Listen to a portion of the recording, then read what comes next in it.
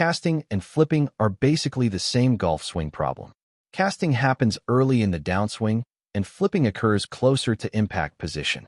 Both are a result of the hands compensating for problems with the swing sequence. There is a breakdown between upper body and lower body mechanics due to wrong spine angle, shoulder turn angle, and lower body mechanics. Dan Locke explains.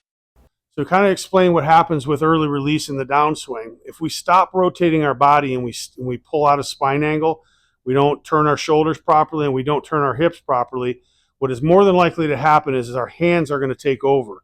And I see this on a daily basis where the hands get overactive in the downswing trying to compensate for lack of rotation.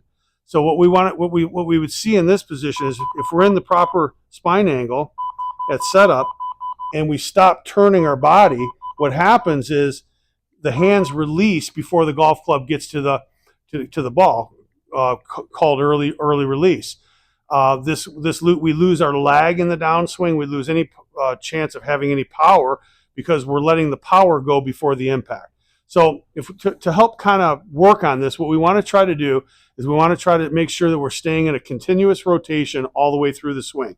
So instead of letting the hands release back here, what we want to try to feel is we're in spine angle. We want to try to hold that spine angle and make sure that we continue to rotate all the way through. Okay, so if we take and we make a continuous rotation, instead of letting the hands get overactive in the downswing, we'll get away from that early release and you're going to start making some wonderful contact by turning the body consistently using the abdomen. Let's talk about some of the things that can break down with the lower body. If the lower body is not doing what it's supposed to do, we can throw ourselves out of spine angle very easily. Let's talk about reverse pivot first. Reverse pivot is something that happens while the club is going back in the backswing. Our body and our hips shift this way.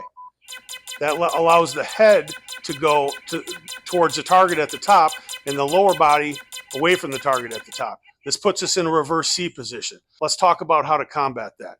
So when we take the club back, we want to make sure that our lower body stays very, kind of upright and we don't let anything break down. We want to make sure that our hips turn, but as our hips turn, we don't want to let that hip roll over. We should see a straight line on this side of our body.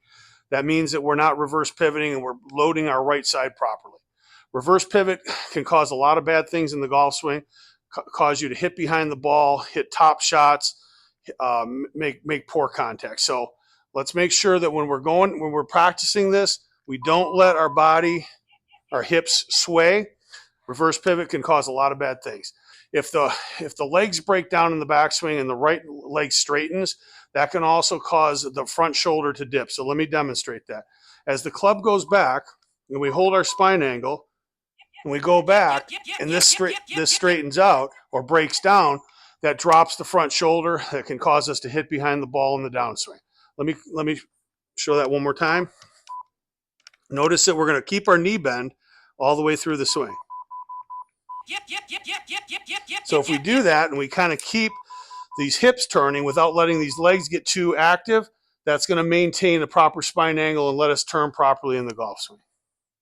When your upper and lower body mechanics are in correct alignment and proper sequence, it will help you achieve a square and powerful impact.